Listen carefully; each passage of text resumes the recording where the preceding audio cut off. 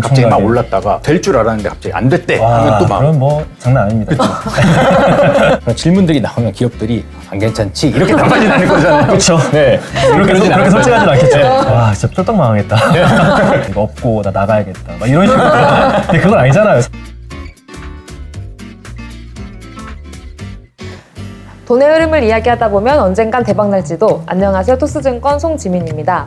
오늘도 돈이 되는 재밌는 이야기를 하기 위해서 두 분을 모셨는데요. 먼저 토스증권 애널리스트 한상원 애널리스트님 모셨습니다. 안녕하세요. 안녕하세요. 정권 애널리스트 한상원입니다. 네, 그리고 다이어트로 아주 핫한 선생님이시죠. 우창현 선생님을 모셨습니다. 네, 안녕하세요. 반갑습니다. 안녕하세요. 네, 내분내과 전문의 우창현입니다. 요즘 아뇨 아저씨로 유명하시잖아요. 네, 저도 그렇게 될 줄 몰랐는데요. 스레드에 라면 먹고 나서 뭐 밥 말아 먹지 말아라. 이제 이런 식으로 좀 건강에 도움될 만한 이야기를 하는데 저를 좀 팔로우 해주시는 분들께서 그런데 엄마가 밥 말아줬는데 이거 없고 나 나가야겠다. 막 이런 식으로. 근데 그건 아니잖아요. 차려주면 먹어야죠. 네, 그런 식으로 이제 댓글 달아주시면서 당황해서 아니요. 차려준 건 드시고 가족이 중요하니까 이런 식으로 하다 보니까 된 것 같습니다. 그리고 상원님은 벌써 두 번째 시간이신데 네. 어떠세요? 저 두 번째라 사실 덜 떨릴 줄 알았는데 네. 여전히 떨리는 건 마찬가지고 근데 아. 오늘 주제가 사실 저한테도 막 익숙하다고 하기는 어렵고 또 애널리스트로서도 어려운 영역이 그쵸. 있거든요. 굉장히 겸손하신 분. 아니에요. 네, 자료 봤는데 뭐 엄청 많아요. 깜짝 놀랐어요. 맞아요, 네. 겸손하셔가지고. 그러니까요. 그래서 오늘 더 많은 걸 배울 수 있지 않을까라는 설레임을 갖고 왔습니다. 그럼 오늘 본격적으로 바이오주에 대해서 이야기를 해보겠습니다. 제가 상원님께 먼저 여쭤보고 싶은 게 있었는데요. 바이오주만에 뭔가 투자를 할 때 뭐 필요한 뭐 지식이라든지 아니면 어떤 관점이 필요하다든지 그런 게 있을까요? 일단 바이오주는 기본적으로 주가의 저희가 변동성이라고 얘기하죠. 오르내림이 굉장히 크고 심하거든요. 근데 왜 그러냐면 지금 실적이 문제가 아니라 개발하고 있는 신약이 있단 말이에요. 네. 그래서 성공 확률을 이제 가치 평가에 넣어야 됩니다. 그래서 이거 현재 성공 확률 한 30%. 뭐 이렇게 넣어야 되거든요. 무슨 승률 그쵸, 점수 그쵸. 내듯이. 네, 그래서 이게 주가도 뭐 임상 성공했다 이러면 사실 맞아요. 성공 확률이 높아지는 거잖아요. 네. 그러니까 주가도 막 엄청나게. 갑자기 막 올랐다가 될 줄 알았는데 갑자기 안 됐대 와, 하면 또 막 그럼 뭐 장난 아닙니다. 그리고 약간 임상이 성공을 했는데 기대치를 못 미쳤다. 이게 있어요. 그러면은 또 엄청 떨어지고 좀 그런 게 있어서 어려운 것 같아요. 선생님께서는 좀 전문 지식을 가지고 계시잖아요. 그래서 주식 투자는 좀 어떻게 하고 계시나요? 아무래도 제약주나 이런 좀 바이오주도 이제 관심이 있는 것들은 좀 사보는 것 같아요. 그래서 이제 뭐 임상이 진행이 되고 있다? 그럼 결과가 대충 언제쯤 발표되는 거 아니까 관련 회사들 뭐 지금도 조금씩 보고 있고요. 결국 이 약제의 어떤 기전들을 알게 되면은 굉장히 템팅한 다른 영역들이 있거든요.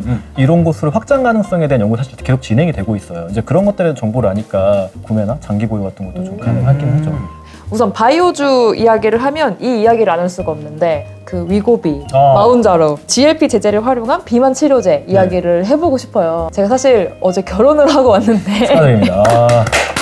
이 준비 기간 동안 다이어트가 너무 어려움이었어요. 그래서 주변에서 위고비 맞아, 왜 이렇게 어렵게 가 하는데 저는 그 위고비 좀 그 부작용이 있다고 그래가지고 무서워서 그쵸, 그럴 수 있죠. 못하고 그랬거든요. 근데 정확히 좀 알면 좋을 것 같아서 일단 이 두 약이 정확히 어떤 약인지 좀 궁금해요, 선생님. 그러니까 위고비와 마운자로 두 그 약제를 많이 아실 거고요. 처음에 나온 건 먼저 위고비 쪽이긴 해요. 기본적으로 얘네는 우리 몸에서 나오는 호르몬을 다시 넣어주는 거예요. 배가 부른 이유가 포만감을 조절해주는 호르몬이 나오더라. 그게 이제 인크레틴 호르몬이라고 했고 그 중에 하나가 GLP-1이란 거였거든요. 그래서 위고비는 우리 몸에서 나오는 GLP-1 호르몬이랑 94%가 일치해요. 근데 나머지 6%는 뭐냐 하면은 오랫동안 우리 몸에 남아있을 수 있게 변형을 준 게 이제 6%고 거의 우리 몸하고 똑같은 호르몬을 넣어주는 게 이제 위고비. 이제 마운자로는 뭐냐, 그 GIP라고 또 다른 호르몬이 있긴 하거든요. GLP-1이랑 GIP 이 두 개에서 약간 일치하는 부분 놔두고 GLP-1에 작용하는 부분 조금 한 30% 정도 이렇게 하고 GIP 백본을 붙여가지고 넣은 게 마운자로. 메인으로 하는 호르몬이 다른 거예요, 두 약제는. 주가 또한 엄청 올랐다 하는 이런 이야기들도 사실 많이 들리고 있거든요. 이 두 회사의 위상은 어떤가요? 그 위고비가 노보노디스크 그리고 마운자로가 일라이릴리인데 맞아요. 그 위고비가 먼저 사실상 시장을 독식하듯이 선점해 버리면서 네. 치고 갔잖아요. 주가가 정말 엄청나게 올랐거든요. 근데 이제 마운자로가 효능도 더 좋다 이런 네. 얘기도 있고 또 대량 생산에서도 위고비보다 조금 앞섰다 이런 얘기도 있어요. 그래서 더 많은 판매가 되면서 지금은 오히려 점유율로 보면은 마운자로가 위고비를 역전한 오. 상황이고 그러다 보니까 주가도 노보노디스크는 2024년을 정점으로 이렇게 내려오고 엄청 있거든요. 내려왔어요. 네, 이제 일라일리는 이제 반대로 계속 좀 올라가고 있네. 이게 확실히 산업 흐름이 네. 주식시장에도 좀 반영이 되고 있는 그런 모습을 보이고 있습니다. 그러니까 두 약제가 내놓는 연구들이 약간 달라요. 마운저로 쪽에서는 GIP의 특성 때문에 이 지방세포 자체에서 열이 발생돼가지고 지방이 좀 줄어드는 비만 쪽으로 특화된 데이터를 계속 내보내고 위고비는 훨씬 더 약간 이런 어떤 중독이라든지 어떤 노화라든지 넓은 방향으로 연구 데이터가 계속 나오고 있어서 두 회사의 전략이 좀 다른 것 같아요. 예, 마운자로는 지방 특화라고 맞아요. 하셨지만 위고비는 좀 다른 영역으로 더 확장된 그 효과들이 보인다고 하셨잖아요. 네. 그 중에 하나가 저는 또 노화 방지? 이게 진짜 맞는 얘기인가요? 그 노화라고 하는 핵심 축 한 3가지 정도가 네. 염증이랑 염증? 그 인슐린 저항성 같은 대사 이상 그리고 어떤 그 회복과 관련된 축인데 네. 앞선 2개의 축을 위고비 같은 약들이 좀 건드려 주기 때문에 실제 유전자의 나이가 좀 젊어진 거예요. 아, 위고비를 썼더니 네, 위고비를 썼더니 이 노화와 관련되어 있는 질환이 또 치매잖아요. 다른 약제를 쓴 거에 비해서 치매 같은 게 적게 생겼을까? 궁금하잖아요. 치매가 거의 50에서 70%까지 적게 생긴 거예요. 치매가 네, 굳이 살이 빠지지 않아도 그리고 혈당 조절이 비슷해도 장기간 썼더니 덜 생긴 거예요. 그래가지고 이제 작년에 아예 알츠하이머 질환 걸린 사람들을 대상으로도 연구를 해봤어요. 근데 거기서는 눈에 보이는 인지 기능의 개선 없었어요. 그러니까 지표의 개선은 있었지만 그래서 실패했던 거죠. 그 연구가. 이거를 그러면은 좀 조기부터 좀 사용하는 방식으로 해보면 어떨까 이런 연구들이 계속 이루어지고 있죠. 그러면 이게 그냥 이 비만을 치료하면 다른 것들이 같이 좋아져서 이게 이렇게 되는 건지 매우 좋은 아니면 질문입니다. 그게 아니라 새로운 어떤 우리가 생각하지 못했던 작용을 몸에 일으켜서 이게 좋아지는 거지. 이 질문이 중요한 이유는 맞아. 왜냐하면 이걸 그럼 비만 치료 환자만 먹을 것이냐. 방지의 기능에서는 그쵸. 정상인도 먹을 수 있는 뭐 거죠. 맞아요, 저도 맞아요. 지금부터 미리 마켓 생각하면서 노화를 방지할 수 있는 그 거고 정도로 아직까지 거기까지 에비던스가 있는 건 아니지만 그렇다고 저는 노화 방지만을 원했는데 살이 안 빠지는 건 또 아닐 거잖아요. 근데 아, 그쵸. 살이 또 많이 빠지면 혹시 살만 그렇게 돼요. 네. 오히려 늙어 보일까 봐. 살이 많이 빠지면 얼굴 푹 꺼져버리고 막 배 푹 처지고 엉덩이 납작해지고 그거는 뭐 사실 좋지 않죠. 말씀하신 대로 살은 빠지지 않으면서 어떤 이런 이로운 대사적인 작용을 하는 그런 농도를 찾아야 할 것이고 살이 안 빠질 정도로 약하게 썼을 때 진짜 그 효과 있어? 거긴 사실 우리가 알 수 없죠. 그럼 앞으로 계속 뭔가 실험과 이 그렇죠. 데이터들을 쌓는 일이 반복되겠네요. 그렇죠. 계속 그거 하고 있는 거예요. 다음에 이제 나올 이제 약제가 있어요. 네, 일라일리에서. 네, 네. 거기는 아예 지금 아직 결과는 안 나왔어요. 연구 처음 시작하고 있는데 비만뿐만이 아니라 뭐 조현병 그리고 막 조울증, 뭐 우울증 이런 거에 대한 연구 지금 같이 시작하고 있어요. 아니 뭐 질병 만병통치약처럼 뭐 여기저기 왔어요. 결과 나와봐야 돼. 이런 거 기대에 투자했다가 이제 근데 아니었다 보니까 이렇게 전망이 좋으면 꼭 그 두 회사가 아니라 다른 회사들도 엄청 앞다퉈서 할 것 같거든요. 시장에 대한 기대 요인은 굉장히 많은 그쵸. 상황인데 사실상 두 회사가 모든 걸 장악하고 있는 상황이다 맞아요. 보니까 다른 제약 회사들도 이 시장에 뛰어들기 위해서 연구 개발을 많이 하고 있는 상황이고요. 네. 뭐 저희가 알고 있는 걸로는 뭐 아스트라제네카나 음. 화이자, 혹은 암젠, 스위스의 로슈 이런 기업들도 하고 있고 국내에서는 뭐 한미약품 이야기가 나오고 있고 미국에서 조금 작은 기업들 중에서는 바이킹 테라피틱스나 트럭처 테라피틱스 같은 게 네네. 사실 되게 많은 기업들이 여기에 이제 발을 들여놓으려고 많은 노력을 하고 있는 상황이죠. 지금 노보노랑 릴리 둘 다 엄청 경쟁하고 있어요. 그래서 세 번째 이제 나올 약으로 이제 뭐 레타트루타이드 25% 빠진다. 이거 앞으로 점점 이 말라깽이들만 올라가는 거 아니에요? 근데 이제 25%부터는 수술이거든요. 그러니까 위절제 정도에서 우리가 기대하는 게 25, 30%예요. 근데 지금 레타트루타이드는 아시아인들은 초기 연구에 거의 못 들어갔어요. 아시아 쪽 데이터가 많이 없으면은 국내에서 보통 승인해주진 않거든요. 그래서 국내 회사에서 그런 비슷한 성분으로 약제를 만들려고 해요. 합니다. 네, 합니다. 아마 국내 못 들어올 것 같아가지고. 근데 이게 아무래도 호르몬을 주사제 형태로 그렇죠, 맞잖아요. 그렇죠. 네. 제 몸을 혼자 이렇게 주사 배 찌르는 거 무서워서 좀 못한 것 같기도 하거든요. 그게 좀 먹는 경구약으로는 개발되고 네. 있는 게 있나요? 노보노에서 만든 리벨서스라고 먹는 위고비는 나왔죠.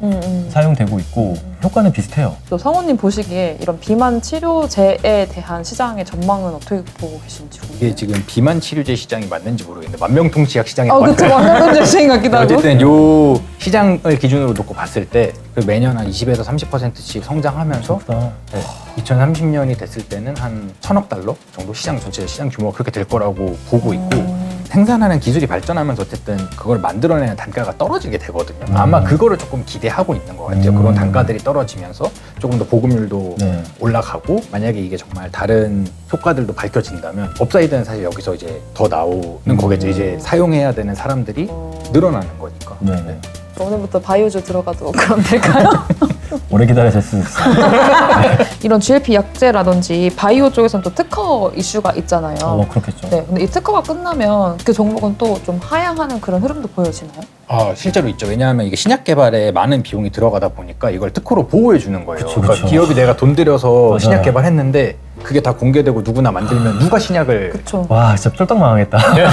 문제는 그걸 이제 천년만년 보호해 주지는 않고요. 당연히 이 특허가 풀리게 되면 그거를 이제 똑같은 뭐 제네릭이라든가 맞아요, 아니면 맞아요. 바이오 시밀러와 같은 형태로 이제 복제약 네, 이제 네, 네. 등장을 하게 되고 그 종목에 주의 깊게 투자하는 투자자들은 이거 언제 끝나를 대략 다 파악하고 있죠. 그래서 주가는 그보다 일반적으로는 먼저 움직이기 맞아요. 시작하고 특허를 받아서 생산해 나갈 다른 기업들이 있을 거잖아요. 거기로 이제 전이가 이제 되는구나. 시장에서는 그런 아. 자금 이동이 생길 수 있다. 이런 거를 좀 주의해서 보셔야 되긴 하죠. 그럼 제가 바이오주에 좀 관심이 있다. 그러면 그 특허가 언제 만료가 되는지 그런 것 또한 미리 좀 파악하고 있는 게 훨씬 더 유리하겠네요. 유리한 게 아니라 굉장히 중요하죠. 아. 지금 어떤 신약을 개발하고 있는가, 네. 개발해서 판매하고 있는 약들 중에 특허가 언제쯤 끝나고 있는가. 네. 음. 유리한 게 아니라 굉장히 중요하다. 중요하죠. 이거 꼭 확인했으면 좋겠네요. 그러네요, 제 동생이 지금 위고비를 맞고 있거든요. 진짜 조금만 먹으면 네네. 그 트름하고 막 몸에 힘도 없고 이 위고비 지금 부작용인 것 같다 하면서 좀 되게 불안해하고 있어요. 왜 이런 부작용처럼 느껴지는 현상들이 네. 나타나는 거예요? 그러니까 기본적으로 식후에 나오는 호르몬이다 보니까 우리가 정말 그 뷔페 식당 가가지고 배불리 먹은 것 같은 효과가 나타나요. 그럼 위장감 불편감은 거의 절반 이상에서 느끼거든요. 우리의 뇌는요, 우리가 단백질, 식이섬유, 지방을 충분히 먹었다고 생각을 해요. 왜냐면 기름진 음식이 속 더부룩하거든요. 네, 그렇죠, 네, 그렇죠. 네. 그러니까 선호도가 떨어져요. 네. 그래서 아예 안 먹어버리면은 담낭에서 담즙이 나와줘야 돼요. 지방질 섭취를 했을 때. 네. 담즙이 나오질 않아. 그래서 안에서 이제 담석이 생겨가지고 이게 문제가 되는 게 있고, 또 너무 빠른 감량. 원래 살이 너무 빨리 빠지면은 꼭 이런 약제를 쓰지 않더라도 담석증의 발생 확률이 올라가요. 왜냐면 살이 너무 빨리 빠진도 막 좋아하시는 분들이 있는데 그러면은 오히려 이런 합병증의 위험이 올라가는 거예요. 그러니까 이게 되게 양날의 검인 게 잘 하잖아 이런 것들을. 그러면 똑같은 살을 빼도 비만이셨던 분들이 질 높은 감량이 돼요.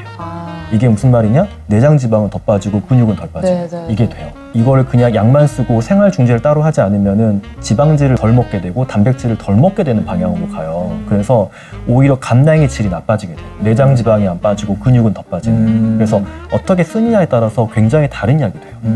네, 그럼 어쨌든 이런 상황이면 좋은 음식에 대한 그쵸. 권장이나 이런 게 많아질 것 같아요. 맞아요. 네, 그러다 보면 이제 정크푸드나 네. 뭐 맥도날드, 햄버거라든지 이런 시장들은 점점 이제 쇠퇴하는 길을 가게 될 것 같은데 시장의 그런 움직임 같은 것도 보이고 있나요? 정상인까지 다 쓰는 약제 수준까지는 아니잖아요. 네, 약제 그쵸, 수준까지는 그쵸, 아니니까 어떤 주가에까지 영향을 줬다라고 말하기는 조금 어렵기는 해요. 근데 이게 장기적으로 그럴 가능성이 지금 계속 대두가 되고 있으니까 투자자들도 이거를 의식하고 있습니다. 그래서 어떤 일이 있냐면은 뭐 예를 들어서 코카콜라나 저희가 알고 있는 뭐 펩시코 혹은 네. 말씀 주신 맥도날드 이런 기업들 실적 발표를 하면은 이제 물어보는 거죠.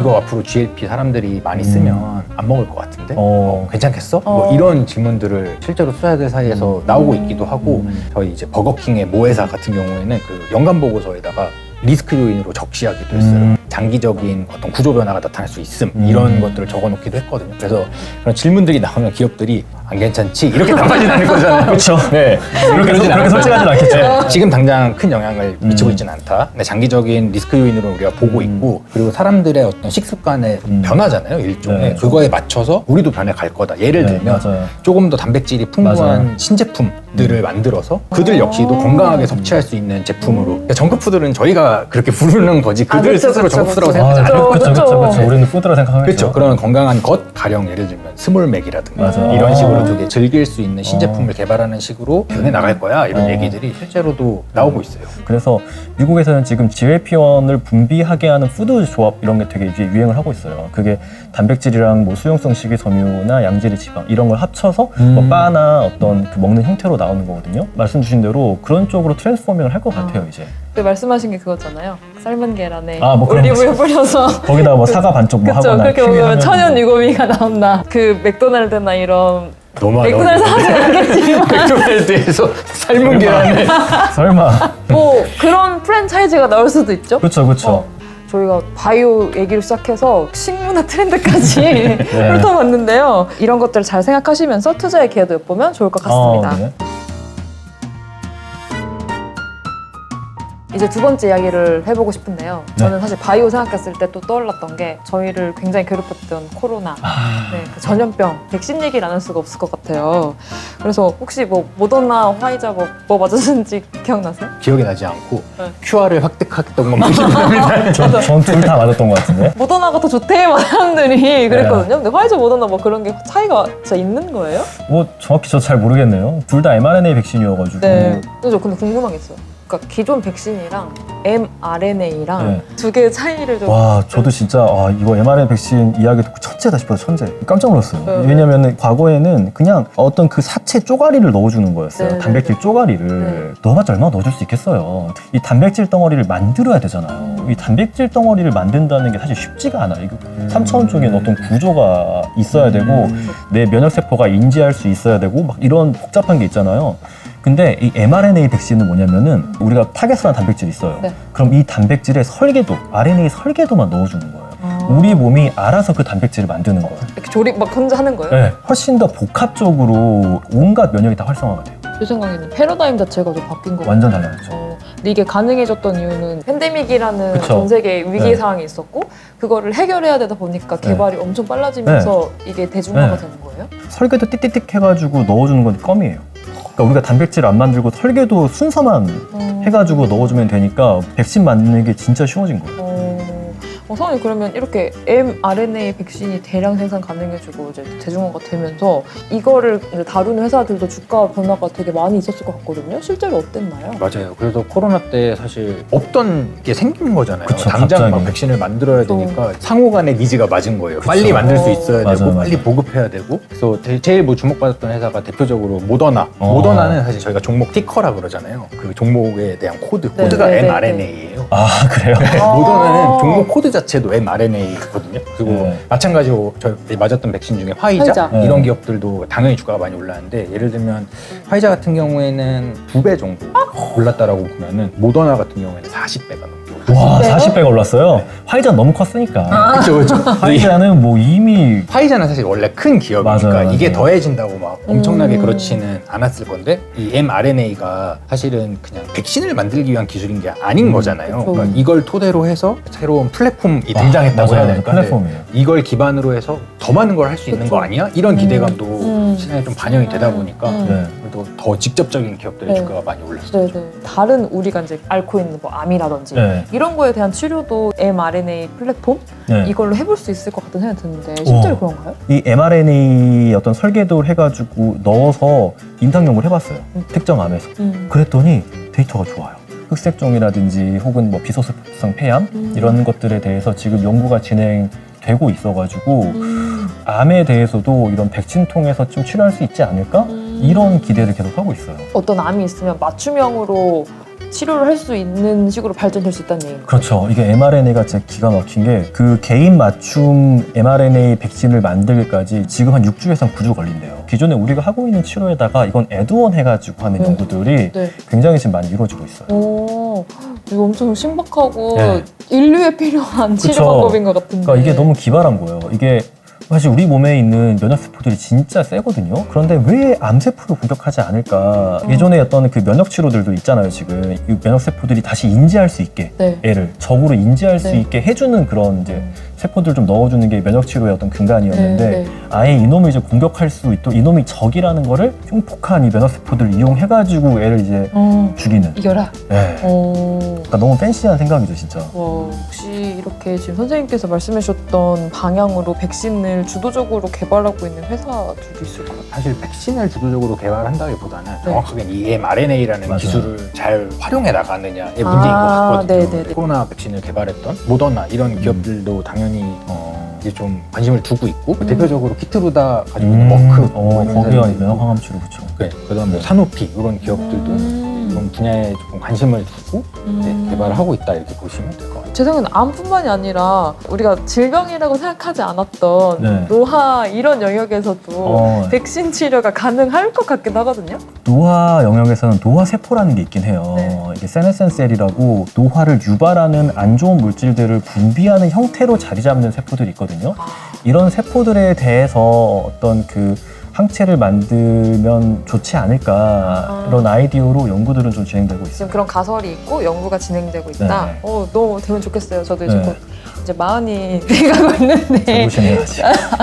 노화 백신이 이제 정말 연구가 잘 돼서 임상 실험도 넘어가서 FDA 승인까지 받고 새로운 사례가 이렇게 등장한다고 하면 이제 어떤 밸류 체인들이 좀 관심을 받게 될까요? 이런 기술들이 예를 들어 mRNA 기반으로 나온다라고 하면 사실 네. 이 mRNA가 예민하잖아요. 그래서 맞아요. 저희 코로나 백신 때도 주목받은 밸류체인 내 기업들이 있어요. 예를 들면 CDMO 기업이라든가 오. 아니면 이거를 이렇게 운반할 때 쓰이는 콜드체인이라고 불렀던 CDMO 모르시는 분 중에서 좀 쉽게 아. 설명해 주세요. CDMO는 반도체로 치면은 파운드리는 더 모르시나요? 더 모르겠어요.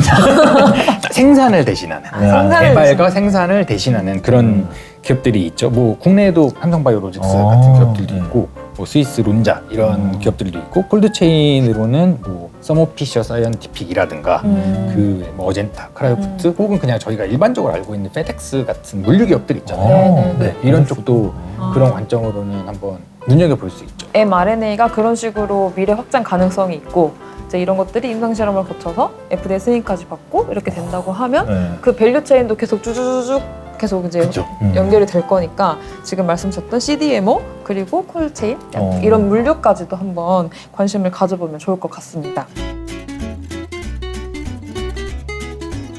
네, 그리고 이제 마지막으로 세 번째 얘기도 해보고 싶은데 요즘 빠질 수 없는 게 바로 AI잖아요. 거mat하죠. 저는 바이오 측면에서도 디테일한 이런 공정과 데이터들이 필요한 영역이라서 이 분야에도 AI가 빠질 수 없을 거라는 생각이 들거든요. 바이오 쪽에서도 AI가 쓰이고 있나요? 뭐 신약 개발 이런데요? 네. 너무 좋죠. 아, 그래요? 그러니까 처음에 연구를 할 때 제약회사에서 정말 수만에서 수십만 가지의 어떤 그 컴파운드로 만들어서 동물 실험 계속 하는 거예요. 그래서 체내 농도도 따지고 독성도 보고 이게 실제 효과가 있는지 어느 정도 해요? 이거 한 몇 년 하죠, 여기까지도. 보통 거의 한 2년에서 뭐 길게 한 5년까지도 여기에서 시간이 걸려요. 그런 좀 최적화된 그 물질을 찾았잖아요. 네. 그럼 이 최적화된 물질을 가지고 여기서 이제 임상으로 이제 그쵸. 넘어가는 거예요. 임상으로 넘어가도 뭐 거의 한 짧게 달궈도 한 15년 걸린다. 아, 괜히 이거 노벨상 기다리다가 돌아가시는 게 아니구나. 맞아요. 그걸 이러다 환자들 다 죽겠어요. 실제로 GLP-1 그거 발견하신 분 노벨상 못 받고 사망하셨어요. 아, 진짜요? 얼마 전에 사망하셨어요. 아이, 아까워. 근데 이제 AI가 나오면서 이게 네. 진짜 엄청 빨라진 거예요. 처음에 우리가 이 물질을 찾는 것 있죠. 네. 타겟 물질 찾는 것만 해도 진짜 난리였고 사실 타겟 물질을 찾아도 네. 이게 진짜 어려운 게 이게 임상까지 가는 과정이 있잖아요. 거기서 실패를 진짜 너무 많이 했어요. 돈은 막 말도 안 되게 쓰고 그래서 제약회사에서 이게 우리가 약을 만들 때 9년마다 들어가는 비용이 2배가 된다. 이거 장기적으로 이거 지속 가능하지 않다.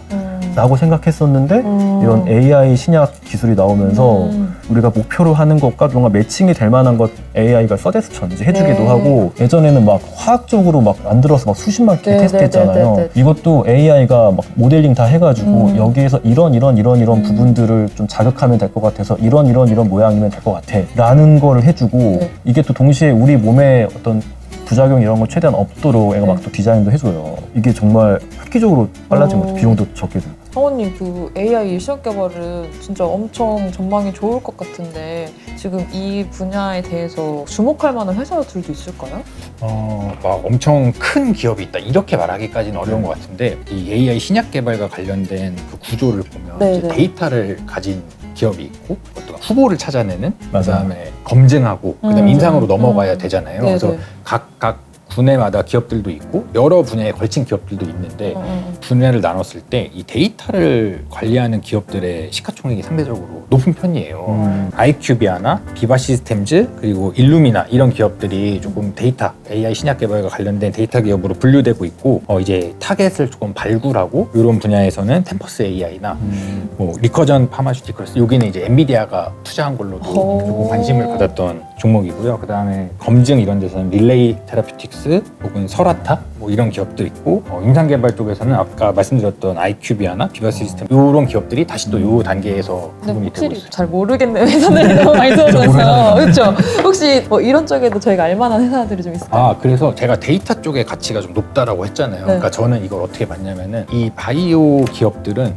AI를 잘 만들지는 못할 거잖아요. 그러니까 이 AI에 잘 활용될 수 있는 바이오만의 어떤 기술을 가지고 있는 회사 그리고 AI를 잘 만드는 저희가 소위 말하는 테크 기업들의 조금 협업들이 나타나고 있는 것 같거든요. 아까도 잠깐 말씀드렸지만 엔비디아 같은 경우에도 바이오네모라고 해서 이런 신약 개발을 할 수 있도록 도와주는 플랫폼을 공개를 하는 동시에 이제 리커전이라는 기업에 투자를 해서 AI가 사용될 수 있도록 바이오에 차별화된 AI 분야가 또 생기는 그쵸. 거겠네요. 점점 그 각자의 특색에 맞는 AI가 중요해지고 있거든요. 그러니까 왜냐하면은 그냥 모든 걸 잘하는 AI 하나로 여기도 쓰고 저기도 쓰는 거는 비용도 너무 많이 들고 비효율이 크기 때문에 딱 특정 분야에 잘 쓰는 AI를 여러 개를 구축해 나가는 게 이제 조금 화두처럼 떠올랐는데 그런 관점에서 그렇게 진행을 하고 있고 뭐 챗GPT 오픈 AI 같은 경우에는 이제 모더나 아까 얘기했던 모더나와 협업하는 사례도 있고요. 구글 같은 경우에 이제 구글의 자회사로 이제 딥마인드나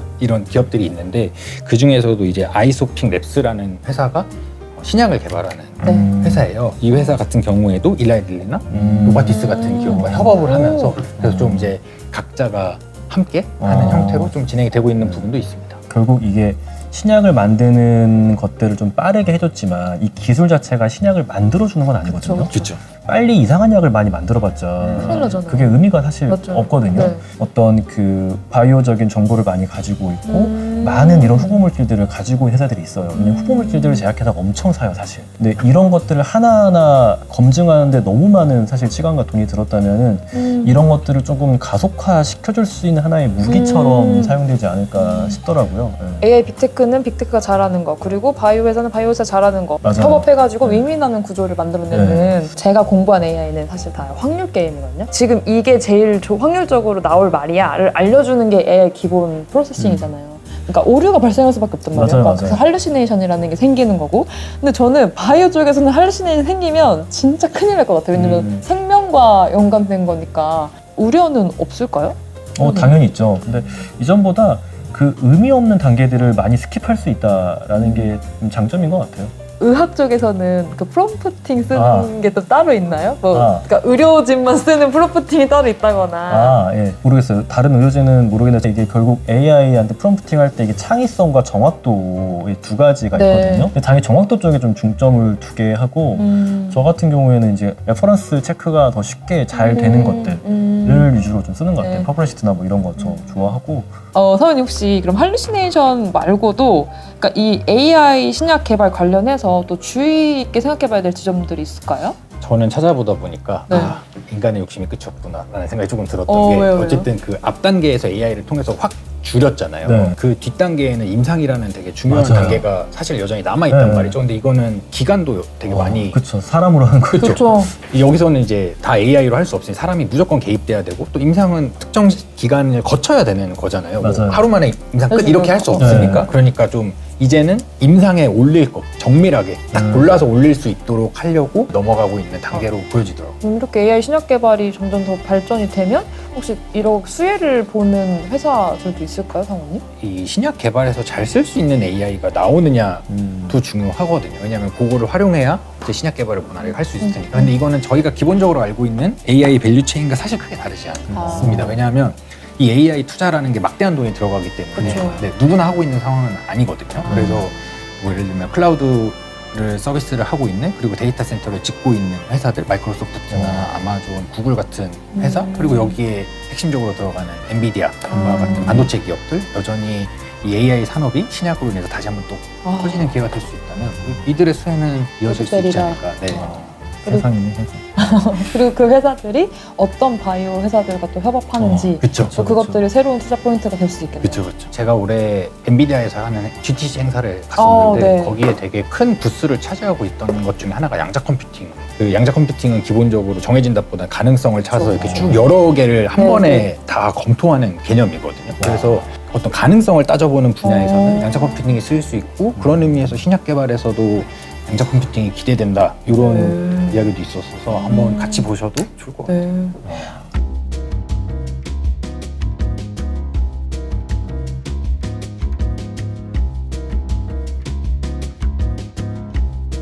이렇게 AI도 발전하고 네. 신약도 계속 개발하고 인간이 언제까지 살 수 있을까요? 그 기록들을 보면은 노화 그 자체로 사망하는 사례도 있었어요. 120살까지 살았다가 왠지 모르지만 그냥 돌아가신 분이 있어요. 그때까지 우리가 산다 그러면은 참 120살까지 살 수 있는 거거든요. 최대한 손상을 좀 줄여놓고 살아보자. 네. 이렇게 이야기하는 겁니다. 이미 손상을 많이 맞아가지고 아 지금 정도 이제 괜찮아요. 네, 오늘 대박날지도 다이어트 약부터 AI 신약 개발까지 이런 바이오라는 큰 틀 안에서 이야기를 나눠봤는데요. 두 분 오늘 이렇게 소감 어떠셨나요? 즐거웠고요. 알고 있던 것들을 실제로 하는 회사들의 어떤 이름들을 좀 들어보니까 좀 네. 관심도 생기고 가서 한번 좀 찾아봐야겠다. 어. 토스증권 하거든요. 네네. 좀 생각을 했습니다. 네. 사원님 오늘 어떠셨어요? 뭐 바이오 산업 자체가 변동성도 크고 사실 확률도 예측해야 되는 거라서 어렵기는 하지만 어쨌든 간에 저희 오늘 말씀드렸던 이야기들 혹은 나왔던 기업들 토대로 조금 관심 가지시고 네. 변동성 관리를 조금 더 하시는 것이 이거는 그게 너무 중요한 산업이기 때문에 생각보다 인상 많이 실패합니다. 전망이 좋았으나 네. 실패했다. 그 한 주를 고민해 보시면 참 좋을 것 같다는 생각이 들어요. 오늘 바이오주라는 큰 테마 안에서 다양한 주제로 돈의 흐름을 이야기해 봤는데요. 저희가 다음 주에는 또 어떤 주제로 대박날지도 이야기할지 기대해 주시면서 오늘 마무리하겠습니다. 감사합니다. 감사합니다. 저는 120살까지 살고 싶지 않아요, 선생님. 스트레스 받지 말고 열심히 살아야겠다.